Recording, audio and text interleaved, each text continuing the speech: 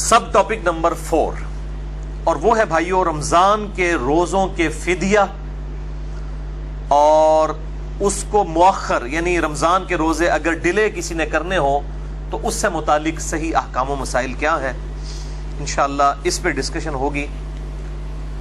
اسی کانٹیکسٹ میں سورۃ البقرہ کا جو رکوع نمبر 23 ہے، اس میں آیات نمبر 184 اور 185 جو ہم نے مسئلہ نمبر نیو 53A میں کور بھی کی تھی، ان کا کنکلوژن یہ ہے کہ کل 2 قسم کے لوگ ہیں جو روزوں کو مؤخر کر سکتے ہیں، یعنی تاخیر کے ساتھ بعد میں گنتی پوری کر سکتے ہیں، ڈیلے کر سکتے ہیں۔ نمبر 1 مسافر۔ اب وہ مسافر چاہے آج کے دور کا مسافر ہو یا آج سے 1000 سال پہلے کا، چاہے وہ آج کوئی ریل گاڑی میں سفر کرے یا ایروپلین میں سفر کرے، کسی بھی طرح کا سفر ہو، آسان ہو یا مشکل ہو، مسافر کو بہرحال روزہ جو ہے مؤخر کرنے کی اجازت موجود ہے۔ اور نمبر 2 مریض۔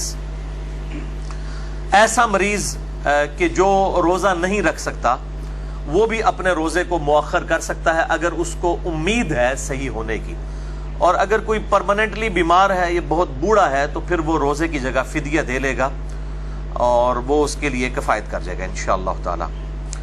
اسی مریض ہی کی ایکسٹینشن کے طور پر جامعہ ترمذی، سنن ابی داؤد، سنن نسائی اور سنن ابن ماجہ میں صحیح سند کے ساتھ یہ حدیث موجود ہے، اور مشکات میں اس کا انٹرنیشنل نمبر ہے 2025، کہ آپ صلی اللہ علیہ وآلہ وسلم نے فرمایا کہ اللہ تعالی نے مسافر سے نصف نماز ساقط فرما دی ہے، یعنی نماز قصر کر سکتا ہے مسافر۔ اور اس کے بعد فرمایا کہ 3 لوگ، نمبر 1 مسافر، نمبر 2 دودھ پلانے والی عورت، اور نمبر 3 حاملہ عورت، پریگنٹ جو ہے، ان کو بھی روزہ مؤخر کرنے کی اجازت ہے۔ یعنی جس طرح نماز میں قصر کی اجازت ہے مسافر کے لیے، بالکل اس طریقے سے مسافر کو، دودھ پلانے والی عورت کو اور حاملہ عورت کو روزہ مؤخر کرنے کی اجازت موجود ہے الحمدللہ۔ اور اسی میں وہ لوگ بھی شامل ہیں ان لوگوں میں جو مریض ہیں، جیسا کہ قرآن حکیم میں آلریڈی یہ آیت ہم ڈسکس کر چکے ہیں، اور اس میں بھی جو دائمی مریض ہیں وہ مؤخر نہیں کریں گے، پھر وہ فدیہ ہی دیں گے۔ ان کے لیے اجازت ہے کہ وہ روزے کی جگہ فدیہ دے لیں، کیونکہ لا یکلف اللہ نفسا الا وسعها، اللہ تعالیٰ کسی جان پر اس سے بڑھ کر بوجھ نہیں ڈالتا، اس کی وسعت سے بڑھ کر بوجھ نہیں ڈالتا۔ اسی طرح اگر کوئی جوان بھی ہے اور کسی ایسے مرض میں مبتلا ہے کہ اس کے لیے روزہ رکھنا امپاسبل ہے، شوگر کا مریض ہے کوئی، اس اعتبار سے بڑی سخت قسم کی شوگر ہے کسی کو، تو اس کے لیے بھی اجازت ہے کہ وہ روزے کی جگہ فدیہ دے سکتا ہے۔ اور اسی کے تحت ایسی عورت بھی جو مسلسل اس امتحان سے گزر رہی ہے کہ اسے پہلے وہ حاملہ تھی، پھر دودھ پلانا پڑا، اور پھر دوبارہ سے پریگنٹ ہو گئی، پھر اس کو دودھ پلانا پڑا، یوں ہی 8-10 سال مسلسل اس کے اس طریقے سے گزر گئے، تو لا یکلف اللہ نفسا الا وسعها کے تحت کہ اللہ تعالیٰ کسی جان پر اس سے بڑھ کر بوجھ نہیں ڈالتا، تو ایسی عورت بھی پھر فدیہ ہی دے لے، اسے روزے کو بعد میں رکھنے کی ضرورت نہیں ہے، ورنہ تو اس کے اگر 10 سال کے روزے تو 300 روزے بن جائیں گے، اور یہ 300 روزوں کی قضا کرنا بہت مشکل کام ہے۔ تو یہ بھی پھر اسی دائمی مریض اور کیٹاسٹرافک کنڈیشن جو ہنگامی صورتحال ہے اسی کیٹیگری میں فال کریں گے یہ لوگ بھی۔ اچھا، اب جو یہ روزہ مؤخر کرنا ہے، اس میں کوئی قید نہیں ہے کہ آپ نے کتنے عرصے کے اندر اندر روزہ رکھنا ہے، چاہے تو شوال کے اندر ہی اس کی قضا دے لیں، چاہے اس سے اگلے مہینے میں۔ بہرحال ایک حدیث ملتی ہے صحیح بخاری اور صحیح مسلم کی، متفق علیہ حدیث ہے، اور مشکات میں 2030 اس کا نمبر ہے۔ عائشہ رضی اللہ تعالیٰ عنہ کہتی ہیں کہ میرے جو رمضان کے روزے چھوٹ جایا کرتے تھے، میں ان روزوں کی قضا اگلے شعبان میں دیا کرتی تھی، یعنی رمضان کے بعد اگلے رمضان سے پہلے جو شعبان آتا ہے۔ اور اس میں راوی کہتے ہیں آپ صلی اللہ علیہ وآلہ وسلم کی مصروفیت کی وجہ سے، یعنی اگر میاں بیوی کا ازدواجی تعلق کے اعتبار سے اگر عورت کو ٹائم نہ ملے تو وہ پھر شعبان میں آپ صلی اللہ علیہ وآلہ وسلم چونکہ کثرت سے روزہ رکھا کرتے تھے، صحیح مسلم میں حدیث ہے بسا اوقات پورا شعبان ہی روزہ رکھا کرتے تھے، تو اما عائشہ جو ہے وہ اپنے روزوں کی قضا جو مینسز کی وجہ سے، مخصوص ایام کی وجہ سے روزے عورت کو رمضان میں چھوڑنے پڑ جاتے ہیں 6-7 روزے، ان کی قضا پھر وہ اگلے شعبان میں دیا کرتی تھی۔ تو اسی میں امپلائڈ ہے کہ اگر کسی کے گرمیوں کے روزے، جس طرح 28 مئی کو کل روزہ شروع ہو رہا ہے 2017، اور پھر جون کا پورا مہینہ تقریباً روزے بنیں گے، یہ کمزور جو صحت والے لوگ ہیں، جو تکلیف کم برداشت کر سکتے ہیں، ان کے لیے پھر اجازت ہے کہ پھر وہ اگر روزہ ان کو تکلیف کی وجہ سے یا بیماری کی وجہ سے یا سفر کی وجہ سے چھوڑنا پڑتا ہے تو پھر روزے کی قضا فیسلٹی کو اویل کرتے ہوئے اگلے رمضان سے پہلے سردیوں میں بھی دے سکتے ہیں۔ اب یہ نہیں ہوگا کہ گرمیوں کے چھوٹے ہوئے روزے ہیں تو اس کی قضا جو ہے وہ سردیوں میں نہیں دی جا سکتی، تو ایسی کوئی پابندی شریعت میں نہیں ہے۔ البتہ ایک کریٹیکل ایشو ہے کہ اگر کوئی شخص روزے اتنے مؤخر کر دے کہ اگلا رمضان بھی آ جائے، اب ظاہر ہے اس رمضان کے بھی بعد پھر اس کو روزے کی قضا کرنی ہوگی، تو اس حوالے سے 2 صحابہ کے فتوے ملتے ہیں صحیح سند کے ساتھ۔ سنن الکبریٰ البیہقی کے اندر انٹرنیشنل نمبر کے مطابق صفحہ نمبر 253 اور جلد نمبر 4 پہ سیدنا عبداللہ ابن عباس رضی اللہ تعالی عنہما اور سیدنا ابو ہریرہ رضی اللہ تعالی عنہ کا فتویٰ موجود ہے کہ وہ کہتے ہیں کہ اگر کوئی شخص روزہ اتنا ڈیلے کر دے کہ اگلا رمضان آ جائے تو پھر ایسا شخص جو ہے وہ فدیہ بھی دے گا اور روزے کی قضا بھی کرے گا، یعنی اس کو ڈبل پینلٹی ہوگی کہ وہ یہ سال گزرنے کی وجہ سے ہر روزے کے بدلے ایک مسکین کو کھانا کھلائے گا، وہ آگے آ بھی جائے گا انشاءاللہ تعالی فدیہ، اور پھر ساتھ وہ روزے کی قضا بھی دے گا، اس کو ڈبل معاملہ کرنا ہوگا۔ اب یہ 2 صحابہ کے فتوے ہیں، ظاہر ہے کہ صحابہ اکرام علیہم رضوان کے فتاوی جب مل جائیں اور احادیث میں کوئی ڈیٹیل موجود نہ ہو تو پھر انہی کو اڈاپٹ کیا جائے گا۔ میرے بھائیو، فدیہ کے اعتبار سے سورۃ البقرہ کی آیت نمبر 184 میں یہ ڈسکس ہو چکا۔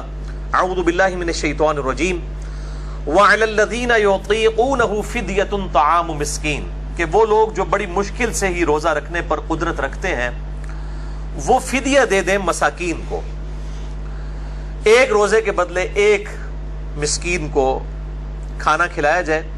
اسی کانٹیکس میں صحیح بخاری میں حدیث ہے انٹرنیشنل نمبر کے مطابق 4507، ابن عمر رضی اللہ تعالی عنہما کہتے ہیں کہ یہ آیت منسوخ ہے، یعنی اب روزہ ہی رکھنا ہوگا۔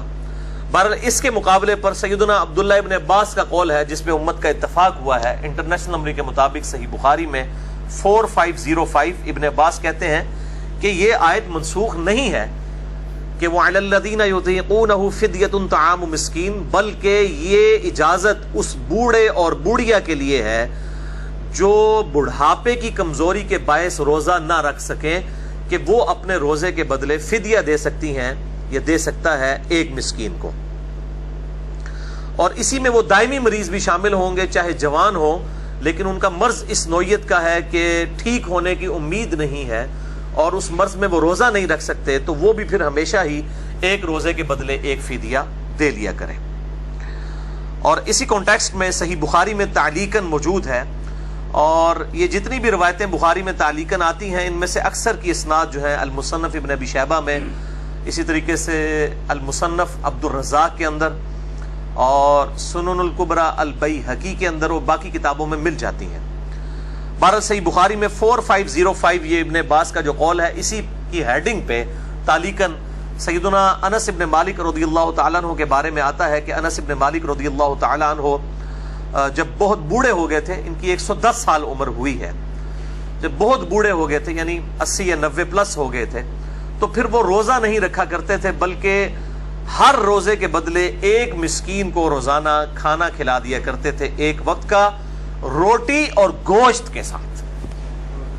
لن تنالوا البر حتى تنفقوا مما تحبون، تم کبھی بھی نیکی کے اعلیٰ درجے کو حاصل نہیں کر سکتے جب تک کہ اپنی پسندیدہ چیز اپنے رب کے حضور قربان نہ کر دو۔ تو فدیہ کھلاتے ہوئے بھی یہ ذہن میں رکھا جائے کہ یہ نہیں ہے کہ خود جو ہے وہ گوشت کو کھانا کھاتا ہے تو اب وہ دال کے ساتھ کھانا کھلانا شروع کر دے یا اس سے بھی کوئی نیچے درجے کی چیز اللہ کی راہ میں خرچ کرے مساکین کے فدیے کے طور پہ، تو اس کی اسلام میں اجازت نہیں ہے اور نہ اسلام اس کو پسند کرتا ہے۔ بلکہ جو عموماً کوئی کھانا کھاتا ہے، اگر کوئی غریب ہے وہ غریب کے لیول کا کھانا کھاتا ہے تو وہ اسی لیول کا کھانا فدیے کے طور پہ مساکین کو دے سکتا ہے. اور اسی طریقے سے اگر کوئی امیر شخص ہے تو جس لیول کا کھانا وہ خود کھاتا ہے تو اس کے بدلے کھانا کھلائے, یہ سب سے بہتر ہے. بہرحال اس پہ بھی اجماع ہے امت کا کہ اگر کوئی کھانا نہیں کھلا رہا تو اتنے کھانے کی جو مقدار ہے, اس کی جو قیمت بنتی ہے, وہ کسی مسکین کو دے دی جائے. اور خصوصاً میں تو اس میں مشورہ دوں گا کہ جو ہمارے مزدور طبقے کے لوگ ہیں یہ اکثر روزہ نہیں رکھتے. ظاہر ہے کہ اگر پورا دن یہ مزدوری کریں گے تو بیچارے کس طرح روزہ رکھ سکتے ہیں. بہرحال شریعت سے تو روزہ اس حوالے سے ان سے ساقط تو نہیں ہوگا. تو ایسے لوگ پھر عموماً جو ہے وہ رمضان میں ادھار اٹھا لیتے ہیں, یا اگر جنہوں نے روزہ رکھنا ہے, کوئی لاکھوں میں ایک ہوتا ہے کہ جو اتنا جس کو اللہ توفیق دیتا ہے. بہرحال اکثریت تو روزہ رکھتی نہیں ہے. اور یہ بھی مطلب پبلک میں بھی مشہور ہے کہ جی وہ عجیب و غریب قسم کے واقعات بنائے ہوئے ہیں. جی ایک گورا آ گیا, جی اس نے دیکھا ایک مزدور مزدوری کر رہا تھا, اس کو علیحدہ لے گیا, اس کو کہا تمہیں کوئی نہیں دیکھ رہا, پانی پی لو. تو اس نے کہا میں اللہ کے ڈر کی وجہ سے نہیں پیوں گا, میرا روزہ ہے. تو یہ ساری میرے بھائیوں یہ لطیفے ہیں اور یہ سارے واقعات ہیں. کوئی لاکھوں میں ایک شاید اس طرح کا ہو, ادروائز مزدوروں کی جو اکثریت ہے علا وجہ بصیرت 90% سے زیادہ مزدور جو ہے روزہ نہیں رکھتے, اور نہ وہ رکھ سکتے ہیں. کیسے رکھیں؟ تو ان کو پھر اس قسم کا فدیہ دے دیا جائے, یا کم از کم ان کو 1 مہینے کا خرچہ ڈلوا دیا جائے, تاکہ وہ رمضان کے روزوں میں اپنے کام سے چھٹیاں کر کے تو کم از کم روزے تو رکھ سکیں. ادروائز تو ان کے لیے بڑا مشکل ہو جائے گا. تو اگر کسی کی زندگی موت کی کشمکش بن جائے اور وہ پھر اس صورتحال میں روزہ چھوڑ دے مزدوری کی وجہ سے, اور بعد میں پھر سردیوں میں روزے کو مؤخر کر لے, تو اجتہاداً میں سمجھتا ہوں لا یکلف اللہ نفسا الا وسعہا کے تحت کوئی نہ کوئی گنجائش نکل آئے گی. لیکن یہ عمومی گنجائش نہیں ہوگی. اس کے رشتہ داروں کی, قریبی احباب کی, دوست یاروں کی یہ ذمہ داری ہے کہ اس کے لیے کوئی ایسا معاملہ کر دے کہ تاکہ وہ رمضان میں مزدوری نہ کرے, اور اس کو 1 مہینے کا خرچہ ڈلوا دیا جائے تاکہ وہ اپنا جو ہے وہ روزے رکھ سکے. تو یہ زیادہ یعنی حقدار ہیں کہ ان کو مہینے کا راشن ڈلوا دیا جائے. اور یہ ایک مسکین کو کھانا کھلانا 1 وقت کا, یہ تو کم از کم ڈیٹم لیول ہے. اگر آپ اس سے زیادہ بھی کھلانا چاہیں تو بہت اچھی بات ہے, 2 وقت کا, 3 وقت کا, جتنا بھی. 3 وقت کا تو خیر رمضان میں نہ کھلائیں, روزے ہی نہیں رکھے گا وہ. یعنی اس کے ایکویولنٹ آپ اس کو پیسہ دے دیں یا مال دے دیں کہ تاکہ وہ اپنا راشن پانی کے ساتھ معاملہ چلا سکے. بہرحال احناف کا اس میں موقف ہے کہ 2 وقت کا کھانا, تو میں سمجھتا ہوں یہ موقف ان کا غلط ہے, کیونکہ جو صحیح حدیث اس کو سپورٹیو ہے ہمارے موقف کو, وہ صحیح بخاری اور مسلم کی متفق علیہ حدیث ہے. میں نے پچھلی دفعہ بھی ڈسکس کی تھی روزے کی قضا اور کفارہ سے ریلیٹڈ جو ٹاپک تھا. اس میں انٹرنیشنل نمبر کے مطابق مشکات میں 2004 ہے اور بخاری اور مسلم دونوں میں موجود ہے. جو ایک شخص نے اپنی بیوی کے ساتھ ازدواجی تعلق کی وجہ سے روزہ توڑ لیا تھا, تو اس کے کفارے کے طور پر آپ صلی اللہ علیہ وآلہ وسلم نے فرمایا تھا یا تو ایک غلام آزاد کرو. اس نے کہا میں غلام نہیں آزاد کر سکتا, تو فرمایا 60 روزے رکھو. تو اس نے کہا میں 60 روزے بھی نہیں رکھ سکتا, تو فرمایا پھر 60 مساکین کو کھانا کھلا دو. پھر آنورڈ حدیث چلتی ہے. تو 60 روزوں کے بدلے 60 مساکین کو کھانا کھلانے کا آپ صلی اللہ علیہ وآلہ وسلم نے فرمایا. 120 مساکین کو نہیں فرمایا, اور نہ 60 مساکین کو 2 ٹائم کا کہا, بلکہ کہا یا 60 روزے رکھ لو یا 60 مسکینوں کو کھانا کھلا دو. اگر یہ عموم میں بات کی جائے گی کہ 60 مسکینوں کو کھانا کھلا دو یا 60 لوگوں کو روٹی دے دو, یا عموماً ہمارے بھی جب کوئی فنکشن ہوتا ہے تو ہم کہتے ہیں جی ہم نے روٹی دینی ہے, تو 2 ٹائم کی تو کوئی نہیں روٹی دے رہا ہوتا, نہ شادی کے موقع کے اوپر نہ کسی اور موقع پہ 1 وقت کی روٹی دی جاتی ہے. یا اسی طریقے سے کوئی سرمنی جب سیلیبریٹ کی جاتی ہے تو کہا جاتا ہے جی ہم نے روٹی دینی ہے. تو روٹی کا مطلب تو کوئی بھی یہ نہیں لیتا کہ 2 ٹائم کی روٹی دینی ہے رشتہ داروں کو, 1 ٹائم کی دی جاتی ہے. یہ انڈرسٹوڈ ہے. تو 60 روزوں کے بدلے کہا گیا ہے 60 مساکین کو کھانا, تو ایک ہی وقت کا مسکین کا فدیہ جو ہے وہ ایکویولنٹ اس کے کافی ہے. تو آج 27 مئی 2017 ہے, کل انشاءاللہ تعالی پہلا روزہ ہوگا 28 مئی 2017 کو. تو آج کی ڈیٹ میں جو ایک عام نارمل کھانا ہے تقریباً پاکستانی 100 روپیہ 100 روپیز جو ہے وہ فدیہ بن جاتا ہے. اور جو ذرا اچھے لیول کا کھانا کھانے والے ہیں تو 150 200 بھی بن جاتا ہے. یہ ہر شخص نے خود ڈیسائیڈ کرنا ہے کہ وہ کس لیول کا کھانا کھاتا ہے, اور اس لیول کا کھانا, بلکہ کھانا کھلانا زیادہ آسان ہوتا ہے, وہ سستا پڑ جاتا ہے. گھر میں اگر کھانا پکا ہوا ہو تو ایک مسکین کو کھانا اگر کھلایا جائے تو وہ 50 روپے سے بھی کم لاگت آئے گی. تو ضروری نہیں ہے کہ آپ نے پیسے ہی دینے ہیں, سب سے بہتر تو یہ کہ کھانا کھلانا ہے تو مسکین کو 1 وقت کا کھانا دے دیا جائے. یعنی غروب آفتاب کے بعد جو باقی گھر والوں کے لیے افطاری کا سامان بنا ہوا ہے اس میں سے ایک افطاری جو ہے کسی غریب کو دے دیجیے، اور غریب سے مراد مولوی نہ لے لیجیے گا، مولوی بہت امیر ہے، اس کے پاس بہت کچھ آتا ہے، اپنے محلے میں کوئی غریب آدمی دیکھیں اور اس کو کھانا کھلا دیں. اور کئی ایسے روزہ دار بھی ہیں جو بڑے مشکل سے سحری اور افطاری کا اہتمام کرتے ہیں، ان کے لیے سحری کے وقت سحری بھجوا دیں، کبھی افطاری کے وقت افطاری بھجوا دیں، چاہے تو دونوں بھجوا دیں، 2 وقت کا دے دیں، جتنا گڑ ڈالیں گے اتنا میٹھا ہوگا. اللہ تعالیٰ تو مطلب نیتوں کو دیکھتا ہے. بہرحال ڈیٹم لیول جو ہے وہ 1 وقت کا کھانا ہے. تو اگر کوئی 2 وقت کا کھانا دینا چاہتا ہے یا اس سے زیادہ اللہ کی راہ میں خرچ کرنا چاہتا ہے تو بالکل اس کی اجازت ہے. تو اس میں کوئی قید نہیں ہے. اسی طریقے سے اگر کوئی انگلینڈ کے اندر یا امریکہ کے اندر ہے تو وہ پاکستانی فدیہ نہیں دے گا، وہ اپنے اعتبار سے فدیہ دے گا. جس لیول کا کھانا وہ وہاں پر کھا رہا ہے، اگر اس کو 1 وقت کا کھانا جو ہے وہ $2 میں یا $3 میں یا $4 یا $5 میں یا پاؤنڈ میں پڑتا ہے تو وہ اسی ایکویلنٹ ہی جو ہے وہ فدیہ دے گا. یہ خود ڈیسائیڈ کرنا ہے انسان نے اپنے لیے. سب ٹاپک نمبر 5، کیا مسافر سفر کے دوران روزہ رکھ سکتا ہے؟ اس کا صحیح مسئلہ کیا ہے؟ اس کانٹیکسٹ میں کل 5 صحیح الاسناد احادیث انشاءاللہ تعالی میں ڈسکس کروں گا. پہلی حدیث صحیح بخاری اور صحیح مسلم کی متفقن علیہ حدیث ہے، اور مشکات میں اس کا نمبر ہے 2021، کہ آپ صلی اللہ علیہ وآلہ وسلم سفر میں تھے تو آپ نے ایک جگہ دیکھا کہ ایک ہجوم جمع ہے، تو آپ صلی اللہ علیہ وآلہ وسلم اس ہجوم کے قریب آئے تو دیکھا کہ ایک کوئی شخص ہے، ایک شخص، اس کے اوپر کافی لوگوں نے جو ہے وہ چھتری نما سایہ کیا ہوا ہے پورا، یعنی سمجھ لیں ایک ٹینٹ اٹھا کے رکھا ہوا ہے ایک بندے کے اوپر، کوئی امیر کو چودھری ٹائپ بندہ ہوگا. تو آپ صلی اللہ علیہ وآلہ وسلم نے فرمایا کہ اس شخص کو کیا ہوا ہے؟ تو لوگوں نے بتایا کہ اس نے اللہ کی رضا کی خاطر سفر میں روزہ رکھا ہوا ہے. روزہ انہیں رکھا تو مصیبت باقی نو پائی ہوئی ہے، باقی جڑے جناب وہ چھتری لے کے کھلوتے ہوئے نے. تو آپ صلی اللہ علیہ وسلم نے وہاں پر فرمایا کہ سفر میں روزہ رکھنا کوئی نیکی کا کام نہیں ہے. یعنی اس قسم کی نیکی جس میں آپ لوگوں کو عذاب میں ڈال دیں، اور ساتھ آپ نے ملازم رکھے ہوئے ہیں کہ جو آپ کو جناب جس کو کہتے ہیں وہ پیمپرنگ کر رہے ہیں، تو اس قسم کا روزہ رکھنا کوئی سفر میں نیکی نہیں ہے کہ آپ لوگوں کو مصیبت میں ڈال دیں. دوسری حدیث بھی بخاری اور مسلم کی متفقن علیہ حدیث ہے، مشکات میں 2019. سیدنا حمزہ بن عمر اسلمی کہتے ہیں کہ میں بہت زیادہ روزے رکھا کرتا تھا. میں نے اللہ کے محبوب صلی اللہ علیہ وآلہ وسلم سے پوچھا کہ یا رسول اللہ صلی اللہ علیہ وآلہ وسلم، میں کثرت سے روزے رکھتا ہوں، کیا مجھے اجازت ہے کہ میں سفر میں بھی روزہ رکھ لیا کروں؟ تو آپ صلی اللہ علیہ وسلم نے فرمایا اگر چاہو تو رکھ لو اور اگر نہ چاہو تو نہ رکھو. یعنی سفر میں روزہ رکھنا کوئی گناہ کا کام نہیں ہے، کسی دوسرے کے لیے عذاب نہ بنا جائے. اور یہ نہ ہو کہ سفر کے دوران بار بار جناب آپ ایک آواز لگا رہے ہو کہ آئے آج تو میرا روزہ ہے. ٹھیک ہے، یہ بھی کام نہ ہو کہ آپ اللہ تعالیٰ کے حضور بھی شکوہ کر رہے ہو. اس قسم کے معاملات نہ ہو تو آپ روزہ سفر میں رکھ سکتے ہیں. اور اس سفر میں بھی کوئی قید نہیں ہے. آج کل جو بعض علماء اس طرف بھی جاتے ہیں، نہیں جی آج کل تو سفر بڑا آسان ہے، ٹرین کا سفر ہے، ایئر کنڈیشن ہے، جہاز کا ہے، سفر میں بڑی آسانی ہے، تو آج کل روزہ نہیں چھوڑنا چاہیے. بھائی شریعت کا حکم نہیں کوئی بدل سکتا. سفر آج بھی سفر ہی ہے.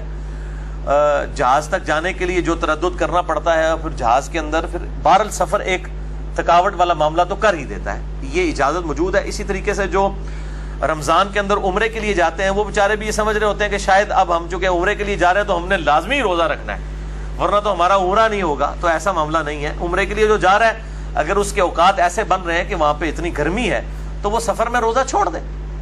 اور یہ بھی ضروری نہیں ہے کہ وہاں پر پہنچتے ہی جا کے اس نے عمرہ کرنا ہے، چاہے 3 دن بعد عمرہ کرے، کوئی مسئلہ نہیں ہے. وہ تو انسان کو اللہ تعالیٰ نے ایک مطلب اس اعتبار سے ترغیب دلائی ہے کہ وہ اس کے لیے احرام کی پابندیاں زیادہ دیر نہ برداشت کرنا پڑے. ورنہ ظاہر ہے 3 دن بعد اگر آپ عمرہ کریں گے 3 دن تک احرام کی پابندیاں ان کا خیال رکھنا پڑے گا کہ وہ بال نہیں نوچنا، ناخن نہیں کاٹنا اور باقی پابندیاں. اس لیے کہا جاتا ہے کہ مکے میں فوراً پہنچتے ہی عمرہ کر لیا جائے. اس کا قطعاً یہ مقصد نہیں ہے کہ آپ جاتے ہی ہفے تفے جو جناب کوئی حالت ہی نہیں، جا کے چوتھے چکر بے ہوش ہوئے ڈگے پہ وہ تھے متافج، یہ بھی کوئی نہیں ہے. آرام سے جا کے اگر کسی ایسے وقت میں پہنچے آرام سے آپ اپنی نیند پوری کریں، اگلے دن جا کے بے شک جا کے عمرہ کر لیں، تو اس میں کوئی قدغن نہیں ہے. اسی طریقے سے سفر کے لیے عمرے کی حالت میں جائیں تو آپ روزہ چھوڑ سکتے ہیں، اس میں کوئی گناہ کی کام نہیں ہے، بلکہ شریعت نے اس کی اجازت دی ہے. اسی کانٹیکسٹ میں صحیح مسلم میں ایک اور حدیث ہے 2029. اسی صحابی نے پوچھا یا رسول اللہ صلی اللہ علیہ وآلہ وسلم، یہ حمزہ بن عمر اسلمی اس میں الفاظ ہے کہ انہوں نے کہا کہ یا رسول اللہ کیا میں گناہگار تو نہیں ہوں گا سفر میں روزہ رکھ کر؟ جس طرح ہمارے یہ حنفی بھائی کہتے ہیں کہ جی سفر میں اگر کسی نے پوری نماز پڑھ لی تو وہ گناہگار ہو جائے گا کیونکہ اس نے اللہ کی آسانی سے نفع نہیں اٹھایا. بھائی آپ سورہ النساء پڑھ کے دیکھ لیں, اس کا تو سٹارٹ ہی اس سے ہوتا ہے جہاں پہ وہ 101 102 آیات آتی ہیں سورہ النساء کی کہ اگر کوئی تم میں سے سفر پہ ہو تو کوئی حرج نہیں اگر نماز کو قصر کر لے. وہ تو فرضیت کے انداز میں ہے ہی نہیں ہے بلکہ ایک ریلیکسیشن کے انداز میں ہے کہ کوئی حرج نہیں اگر تم نماز قصر کر لو. تو وہ نماز سفر میں پوری پڑھ سکتے ہیں. سیدہ عائشہ سے بھی ثابت ہے, آج میں حدیث بتا دوں گا, بخاری مسلم میں موجود ہے, حضرت عثمان غنی سے بھی, خود آپ صلی اللہ علیہ وسلم سے بھی سنن دارقطنی میں صحیح سند کے ساتھ ثابت ہے کہ آپ نے سفر میں پورے فرض بھی پڑھے ہیں, عموماً قصر پڑھے ہیں. تو دونوں طرح اجازت ہے. یہاں پر بھی صحیح مسلم مشکات میں 2029 ان صحابی نے پوچھا یا رسول اللہ صلی اللہ علیہ وسلم اگر میں سفر میں روزہ رکھنے کی طاقت رکھتا ہوں اور میں روزہ رکھ لیتا ہوں میں گناہگار تو نہیں ہوں گا؟ تو آپ صلی اللہ علیہ وآلہ وسلم نے فرمایا نہیں, بلکہ وہ تو اللہ کی طرف سے ایک رخصت ہے, جو چاہے لے لے اور جو نہ لے تو اس پر کچھ گناہ نہیں. یعنی سفر میں روزہ چھوڑنے کی رخصت اگر کوئی لے لے تو یہ اللہ کی طرف سے رخصت ہے, اچھا ہے, اور اگر کوئی نہیں لیتا تو اس پہ کوئی گناہ نہیں. اسی طریقے سے سفر میں جو نماز اگر کوئی قصر کر لے تو ٹھیک ہے, اگر کوئی نہیں کرنا چاہتا تو نہ کرے. اور میرا موقف اس میں یہ ہے احادیث کی روشنی میں کہ اگر سفر آسان ہو تو رمضان مبارک کے روزے سفر میں رکھ لینے چاہیے. میں اپنی آپ کو مثال دیتا ہوں, میں ہر رمضان میں کم از کم 8 روزے تو چھوڑ سکتا ہوں سفر کی وجہ سے, کیونکہ مجھے اسلام آباد منڈے والے دن اسلام آباد جانا ہوتا ہے, جمعے کو واپس آنا ہوتا ہے. تو یہ مہینے میں 4 منڈے اور 4 جمعے تو بنیں گے, آلموسٹ 8 روزے تو میرے بھی رمضان کے چھوٹ جائیں سفر کی وجہ سے. لیکن یہ 8 روزے جب بعد میں رکھنے پڑیں گے جبکہ رمضان کا ماحول بھی نہیں بنا ہوتا تو یہ 8 روزے جو ہیں یہ سمجھ لیں 80 کے برابر ہو جاتے ہیں. تو اگر سفر آسان ہے اور آپ روزہ رکھ سکتے ہیں, کوئی مشکل نہیں ہے کہ ارلی ان دا مارننگ نکل جائیں یا ایئر کنڈیشن گاڑی میں نکل جائیں. اور میں تو عموماً پبلک ٹرانسپورٹ میں ہی سفر کرتا ہوں, تو فجر کے فوراً بعد نکل جائیں اور اسی طریقے سے شام کے وقت بھی اس کو مینج کر لیں تو اس میں آسانی ہے. اور روزہ رکھ لینے میں ہی ہمارے لیے بہتری ہے, کیونکہ بعد میں اس کا جو مؤخر کرنے والا معاملہ ہے وہ مشکل ہو جاتا ہے. بہرحال اگر کوئی کر سکتا ہے تو ٹھیک ہے. اور اس کو سپورٹیو ایک حدیث بھی ہے سنن نسائی کے اندر 1457 صحیح سند کے ساتھ ہے. اما عائشہ رضی اللہ تعالیٰ عنہ کہتی ہیں کہ میں آپ صلی اللہ علیہ وآلہ وسلم کے ساتھ عمرہ کرنے کے لیے گئی اور راستے میں آپ صلی اللہ علیہ وآلہ وسلم نے نماز قصر کی اور میں نے نماز پوری پڑھی. آپ صلی اللہ علیہ وسلم نے سفر میں روزہ چھوڑ دیا, میں نے روزہ رکھ لیا. تو میں نے پوچھا یا رسول اللہ صلی اللہ علیہ وآلہ وسلم میرے ماں باپ آپ پر قربان, آپ نے نماز قصر کی اور میں نے نماز پوری پڑھی, آپ صلی اللہ علیہ وآلہ وسلم نے روزہ چھوڑ دیا اور میں نے روزہ رکھا. تو آپ صلی اللہ علیہ وسلم نے فرمایا احسنتی یا عائشہ وما عاب علیہ, اے عائشہ تو نے بہت ہی احسن اور اچھا کام کیا ہے. اگر کسی میں ہمت ہے تو بہت جرت والا کام ہے, اپریشیٹیبل ہے, بشرطے کہ وہ کیس نہ ہو جو میں نے پہلے ڈسکس کیا ہے کہ باقیوں کو مصیبت ڈالی ہے کہ لوگ چھتری لے کے کھڑے ہوئے ہیں, اس کیس میں تو گناہگار ہوگا. لیکن اگر کوئی شخص انڈیویجولی کوئی ہمت رکھتا ہے تو آپ فرمائے احسنتی یا عائشہ وما عاب علیہ, اے عائشہ تو نے بڑا اچھا کام کیا اور مجھ پہ بھی اس معاملے میں کوئی قدغن نہیں ہے کہ جو میں نے روزہ جو ہے وہ چھوڑ دیا, اس پہ میرے پہ بھی کوئی گرفت نہیں ہے, یہ آسانی کو جو میں نے اویل کیا نماز قصر پڑھنے کی. تو یہ وہ حدیث ہے. اور اسی کانٹیکسٹ میں سنن دارقطنی میں موجود ہے کہ آپ صلی اللہ علیہ وآلہ وسلم نے صحیح سند کے ساتھ کہ آپ نے بھی سفر کے اندر جو ہے وہ نماز پوری ادا کی تھی. آپ صلی اللہ علیہ وسلم سے سفر میں روزہ رکھنا بھی ثابت ہے, میں پچھلی دفعہ ڈسکس بھی کر چکا. تیسری حدیث صحیح مسلم سے ہے مشکات میں 2020 نمبر. ابو سعید خدری رضی اللہ تعالیٰ عنہ کہتے ہیں کہ 16 رمضان المبارک کو ہم نبی صلی اللہ علیہ وسلم کی معیت میں جہاد کے لیے گئے تو کچھ اصحاب نے روزہ رکھا ہوا تھا سفر میں اور کچھ نے نہیں رکھا تھا. جنہوں نے رکھا تھا انہوں نے نہ رکھنے والوں کو کوئی ملامت نہیں کی اور جنہوں نے نہیں رکھا تھا انہوں نے رکھنے والوں کو کوئی ملامت نہیں کی. یہاں تو الٹ ہوتا ہے, جو رکھ لے گا دوسروں کو جناب وہ پھر کہے گا جناب اٹے کٹے ہو کے روزہ رکھ سکتے سو کیوں نہیں رکھا, اور اگر کوئی مولوی ٹائپ ہوگا جس کو مسئلہ پتا ہوگا اور اس نے روزہ نہیں رکھا ہوگا تو وہ رکھنے والوں کو ٹانٹ کر رہا ہوگا کہ جناب تجھے یہ جڑا اللہ دی فیسلٹی تو فائدہ نہیں چکا ہے. جو کچھ یہ حنفیوں نے یہ پراپوگنڈا کیا ہوتا ہے کہ نہیں جی لازمی واجب ہے قصر کرنا ہے اور روزہ چھوڑنا ہے. واجب نہیں ہے, یہ ایک آپشن ہے. اگر وہ اویل کر لیتا ہے ٹھیک, نہیں کرتا تو کوئی مسئلہ نہیں. چوتھی حدیث بھی بخاری اور مسلم دونوں میں ہے, مشکات میں 2022. انس ابن مالک کہتے ہیں کہ آپ صلی اللہ علیہ وآلہ وسلم کے ساتھ ہم سفر میں شریک تھے. کچھ لوگ روزے سے تھے اور کچھ لوگوں نے روزہ نہیں رکھا ہوا تھا. یعنی اصحاب میں کوئی اس میں اختلاف نہیں تھا, جس کی مرضی رکھ لے, جس کی مرضی نہ رکھے.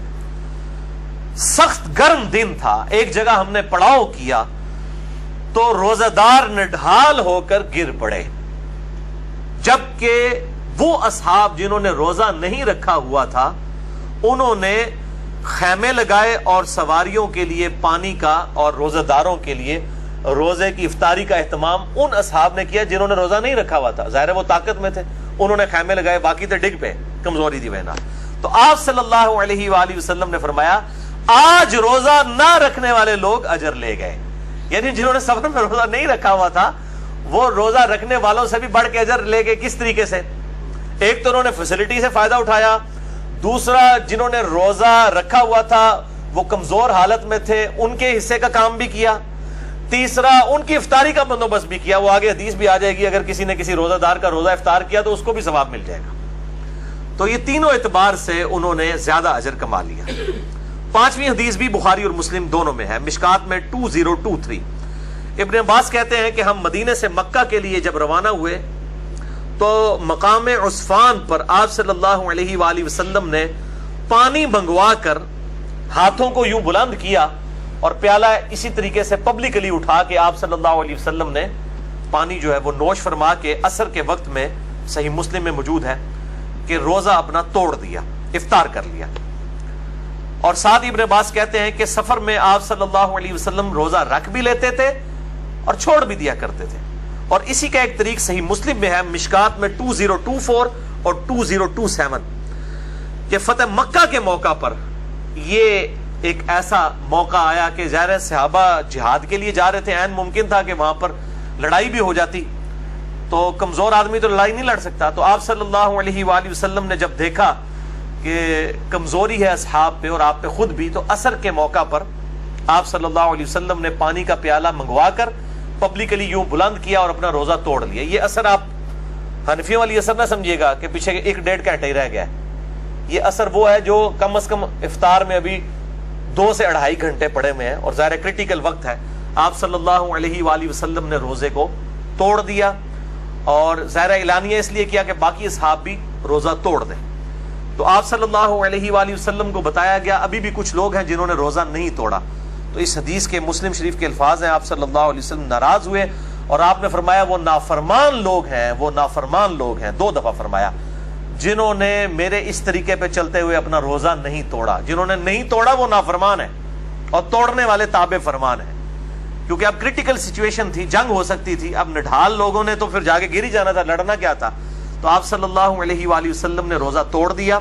اس سے یہ بات بھی پتہ چلی کہ اگر کوئی شخص ہمت کر کے سفر میں روزہ رکھ لے اور بعد میں اسے احساس ہو کہ میں تو روزہ نہیں نبھا سکتا, تو وہ روزہ توڑ بھی سکتا ہے. اس پہ کوئی گناہ بھی نہیں ہوگا, صرف اس کے بدلے ایک روزہ قضا کرنا ہوگا, کوئی کفارہ بھی نہیں ادا کرنا ہوگا. خود آپ صلی اللہ علیہ وآلہ وسلم نے روزہ توڑ دیا. تو کتنی آسانی والا معاملہ ہو گیا اس واقعے کی وجہ سے کہ اگر کسی شخص نے ہمت کر کے روزہ رکھا سفر میں کہ میں نبھا لوں گا, اور بعد میں اسے احساس ہوا, تو اب یہ نہ وہ سوچے کہ یار میں نے اگر روزہ توڑ دیا تو مجھے 60 روزے رکھنے پڑیں گے. نہیں, بلکہ سنت ہے. کمزوری کی وجہ سے اگر کوئی شخص روزہ توڑ لیتا ہے سفر میں, عام حالت میں بھی اگر کوئی شخص روزہ نہیں نبھا سک رہا اور زندگی موت کی کشمکش بن گئی ہے اس کے لیے, تو وہ بھی روزہ مریض کے طور پر توڑ سکتا ہے. بعد میں وہ اس روزے کی قضا دے لے گا, ایک روزے کے بدلے ایک روزہ. اور یہ بھی ضمن مجھے یاد آ گیا, یہ روزہ توڑنے کا جو کفارہ ہے جو میں نے پچھلی دفعہ ڈسکس کیا, یہ صرف فرض روزے کا ہے.